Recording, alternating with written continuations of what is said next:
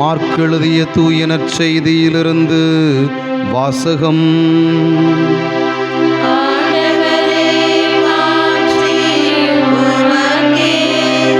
Mark எழுதிய தூய நற்செய்தி அதிகாரம் 4.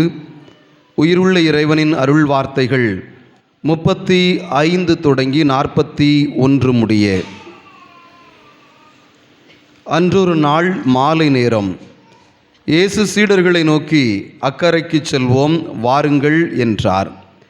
அவர்கள் மக்கள் கூட்டத்தை அனுப்பிவிட்டு படகில் இருந்தவாறே அவரை கூட்டிச் சென்றார்கள். வேறு படகுகளும் அவருடன் சென்றன. அப்பொழுது ஒரு பெரும் புயல் அடித்தது. அலைகள் படகின் மேல் தொடர்ந்து மோத அது தண்ணீரால் நிரம்பிக் கொண்டிருந்தது. அவரோ படகின் பிற்பகுதியில் தலையினை வைத்து தூங்கிக் கொண்டிருந்தார். அவர்கள், போதகரை, சாகப் போகிறோமே, உமக்கு கவலை இல்லையா என்று சொல்லி அவரை எழுப்பினார்கள். அவர் விழித்தெழுந்து காற்றை கடிந்து கொண்டார். கடலை நோக்கி, இறையாதே, அமைதியாயிரு என்றார். காற்று அடங்கியது, மிகுந்த அமைதி உண்டாயிற்று. பின் அவர் அவர்களை நோக்கி, ஏன் அஞ்சுகிறீர்கள்? உங்களுக்கு இன்னும் நம்பிக்கை இல்லையா என்று கேட்டார். அவர்கள் பேரச்சம் கொண்டு, காற்றும் கடலும் இவருக்கு கீழ்ப்படுகின்றனவே, இவர் யாரோ என்று ஒருவரோடு ஒருவர் பேசிக்கொண்டார்கள். ஆண்டவரின் அருள்வாக்கு.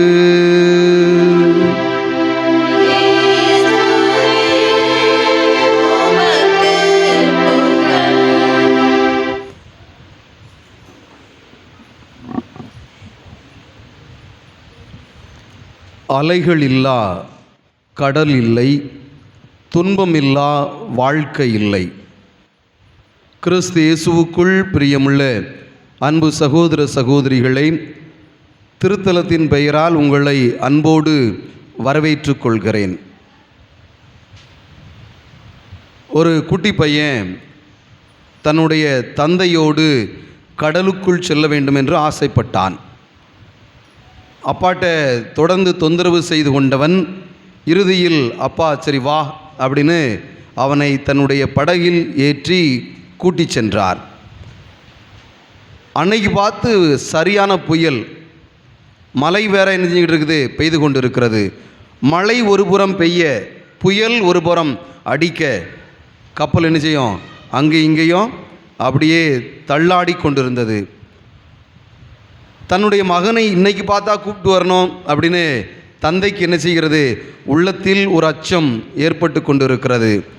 ஆனால் அந்த அச்சம், பயம் யார் முகத்தில் இல்லை, அந்த குட்டி பையன் முகத்தில் துளி கூட இல்லை.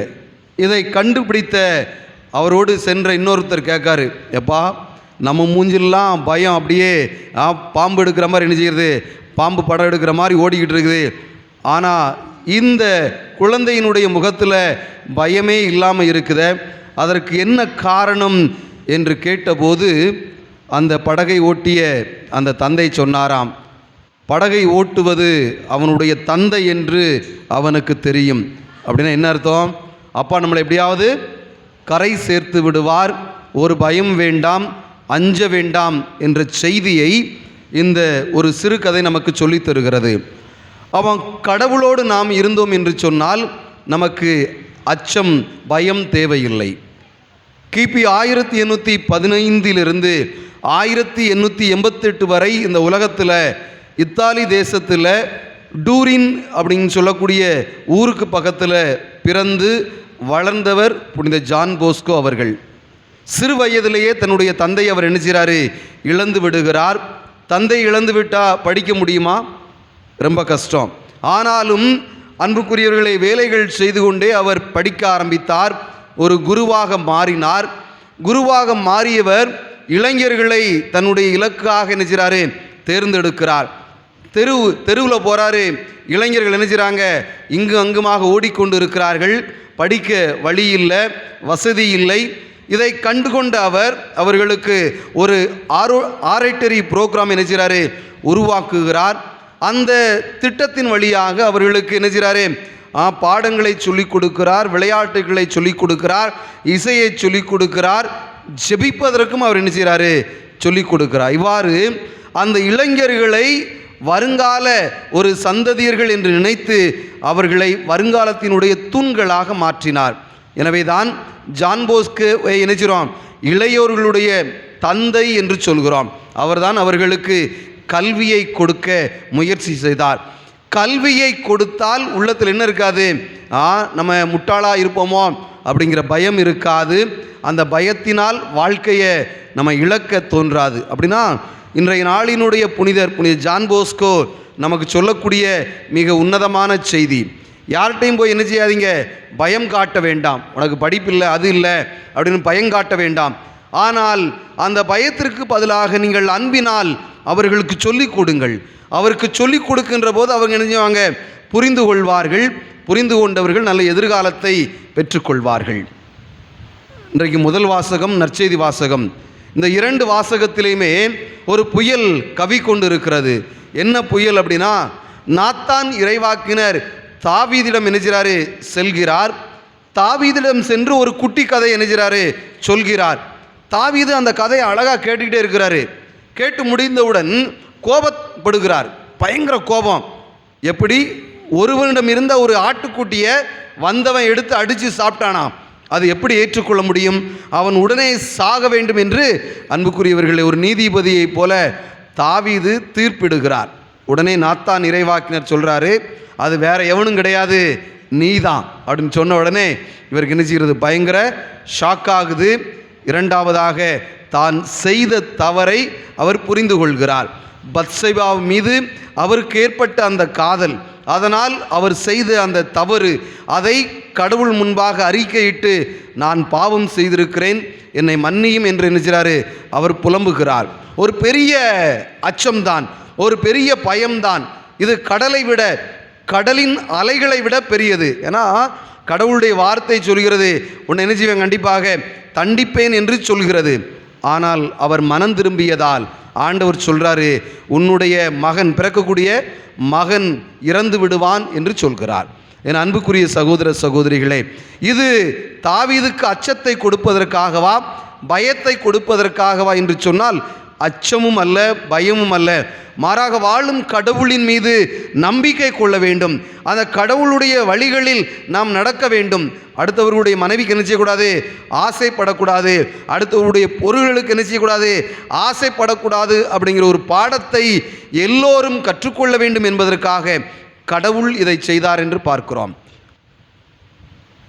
முதல் வாசகத்தில் நாத்தான் எப்படி தாவீதை எச்சரித்தாரோ, அந்த நாள் தாவீது எப்படி மனமாற்றம் அடைந்தாரோ, அதை நற்செய்தியோடு ஒப்பிட்டு பார்க்கிற போது சீடர்கள் நாத்தானை விட என்ன செஞ்சிருக்கணும், அதிகமான நம்பிக்கை கொண்டவர்களாக இருந்திருக்கணும்.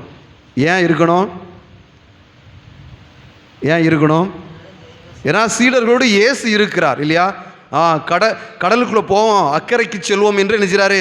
படகை ஏற்பாடு செய்ய சொல்கிறார். படகெல்லாம் ஏற்பாடு செஞ்சு நினைச்சாங்க. கடலுக்குள் ஏலேலோ ஐலசா, ஏலேலோ ஐலசா அப்படின்னு நினைச்சிருப்பாங்க. போய்கிட்டே இருந்திருப்பாங்க, சந்தோஷமாக போய்கிட்டு இருப்பாங்க. அப்படியே கையை நினைச்சிருப்பாங்க, தண்ணி கடலுக்குள்ளே விட்டு அப்படியே கோதி நினைச்சிருப்பாங்க. விளையாண்டுக்கிட்டு இருந்திருக்கலாம். ஏதாவது மீன் அப்படியே துள்ளி குதிக்கும் போது நினைச்சிடலாம். அவங்களுடைய மனசும் அப்படியே சுவங்கின உள்ளே குதித்து அந்த மீனை போய் பிடிச்சிட்டு வந்துடலாம் அப்படிலாம் நெஞ்சிருக்கோம், அவர்களுக்கு தோன்றி இருக்கலாம். ஆனால் ஒரு பெரிய புயல் வருகிறது.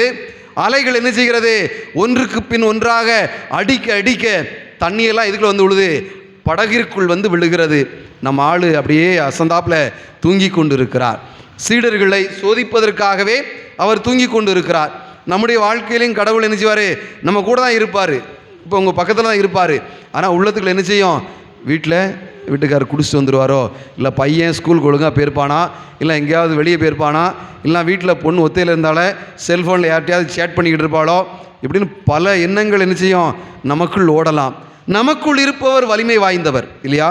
நம்ம இங்கே இருந்தே கடவுளை இதை பார்த்து கொள்ளும், இதை கண்காணித்து கொள்ளும், நான் உங்கள் கையில் விட்டுட்டேயா அப்படின்னு நம்பிக்கையோடு இங்கே இருந்தோம் அப்படின்னா எதை நினைத்து என்ன செய்ய வேண்டாம், பயப்பட வேண்டாம். இந்த சீடர்களைப் போல நாமும் நிறைய நேரங்களில் இயேசு என்னோடு இருக்கிறார் அப்படிங்கிற சிந்தனையே இல்லாமல் என்ன செய்கிறது, போய்விடுகிறது. அதனால தான் நிறைய நேரங்களில் நமக்கு அச்சம் வருகிறது, பயம் வருகிறது. இந்த சீடர்களும் அதை போல தான் நினைக்கிறாங்க. பயப்பட்டு, ஆண்டவரே நாங்கள் சாக போகிறோம், நீர் எந்தியும் அப்படின்னு நினைக்கிறாங்க. போய் அவரை எழுப்புகிறார்கள்.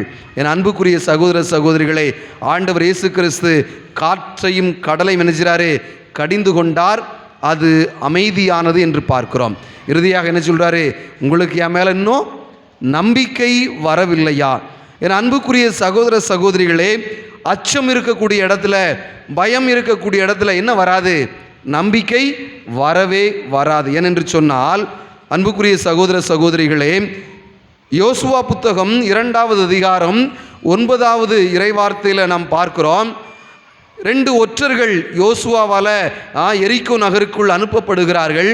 அந்த 2 ஒற்றர்கள் வருவதை கண்டுகொண்ட அந்த ஊரில் உள்ள தலைவர்கள், படை தளபதிகள் நினைச்சாங்க, அவர்களை விரட்டி கொண்டு வருகிறார்கள். ஆனால் இந்த 2 ஒற்றர்கள் ராகாபினுடைய வீட்டுக்குள்ள போய் நினைச்சிருக்கிறாங்க, ஒளிந்து கொள்கிறார்கள்.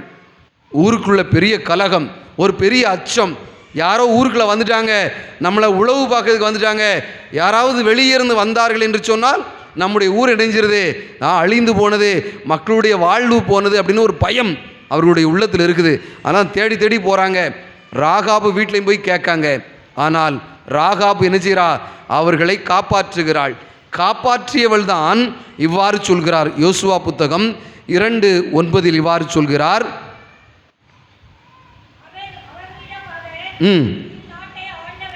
இந்நாட்டை ஆண்டவர் உங்களுக்கு அளிப்பார் என்று நான் அறிவேன், ஏனெனில் உங்களை பற்றிய அச்சம் எங்களிடையே எழுந்துள்ளது,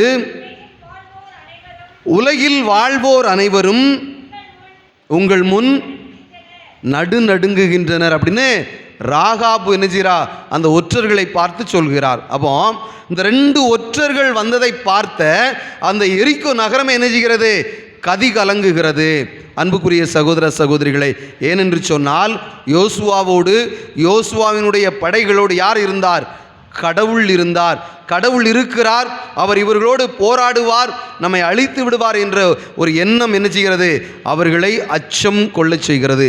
இரண்டாவதாக 1 சாமுவேல் 12வது அதிகாரம் 8வது இறைவார்த்தையில் பார்க்குறோம். மக்கள் எங்களுக்கு ஒரு அரசர் வேண்டும், எங்களை ஆள்வதற்கு அரசன் வேண்டும் என்று கேட்கிற போது சாமுவேல் என்ன செய்கிறாரு?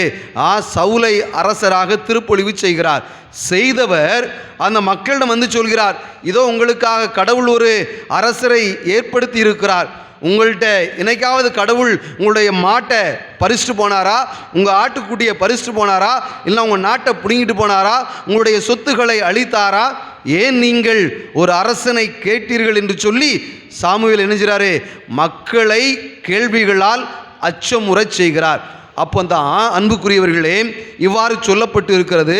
சாமுவேல் ஆண்டவரிடம் மன்றாடுகிறார். வாசியுங்கள். 1 சாமுவேல் 12:18. சாமுவேல் ஆண்டவரிடம் மன்றாட ஆண்டவர் அன்று இடியும் மழையும் அனுப்பினார். என்ன அனுப்பினார்?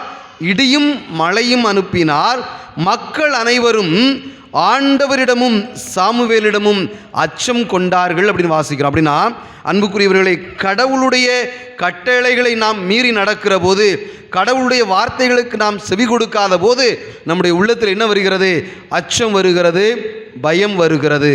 ஆனால் அவர் நம்மோடு இருக்கிறார் என்று நாம் நம்பிக்கை கொண்டோம் என்று சொன்னால் அச்சத்திற்கும் பயத்திற்கும் இடமில்லை என்பதைத்தான் யோபு புத்தகம் 11வது அதிகாரம் 18வது இறைவார்த்தை சொல்கிறது.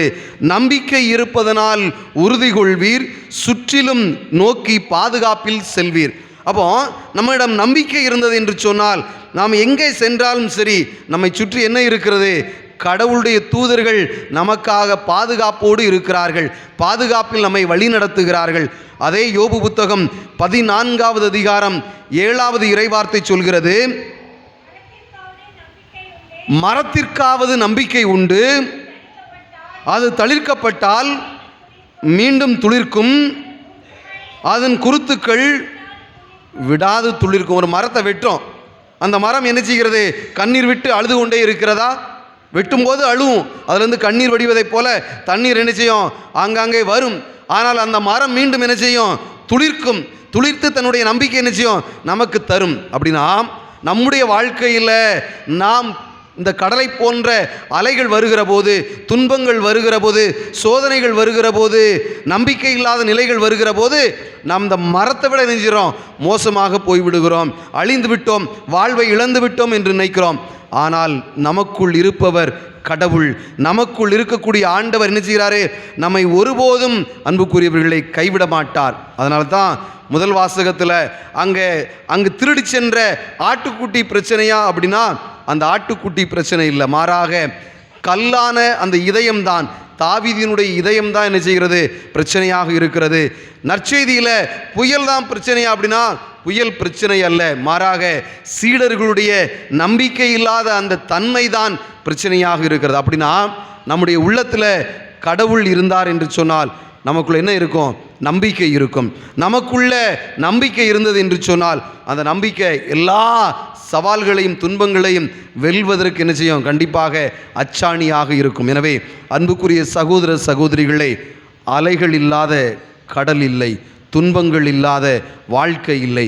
துன்பங்கள் மத்தியில், அலைகள் மத்தியில் ஆண்டவர் நம்மோடு பயணிக்கிறார் என்ற நம்பிக்கையோடு கடவுளிடம் அருள் கேட்டு ஜெபிப்போம்.